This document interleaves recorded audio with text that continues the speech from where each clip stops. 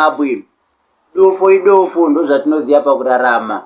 Yeka hanzi dofo. Vane vaiperekedza vamwe kuchikoro.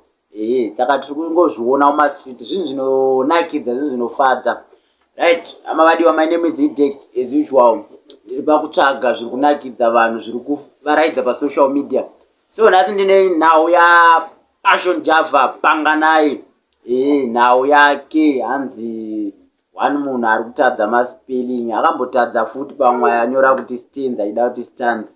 Ndefunga apa inhau yespelling inonzi soldier. Sekuona kwamuri kuita hanzi atadza kunyora, pangaida kuti Buffalo Soldier hanzi akanda rimwe futi yakopora Baba Harare, but pacho pakanzi soldier manje apo. Zvabva zvaita kuti Baba Harare vazotaura kuti aiwa dofo idofo. Varume vari kukoporana, hanzi dofo idofo. Hanzi iPhone 14 yegold yatadzawo kumba kana spelling jajaye yakanzi soldier, varume hanzi dofo wacho wanyanya. So ndo zvandakakubatira nhasi, ndo zviri mumastreet. So don't forget to subscribe to my YouTube channel Hidek. Like, comment and share this video. Mkomana akure. Thank you for watching.